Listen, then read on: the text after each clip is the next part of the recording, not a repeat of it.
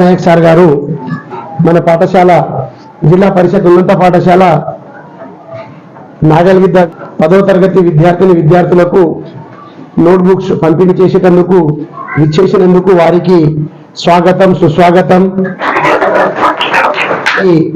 హృదయపూర్వక నమస్కారములు. Superintendent engineer sir ఈ బుక్స్ కి మనకు అందించారు.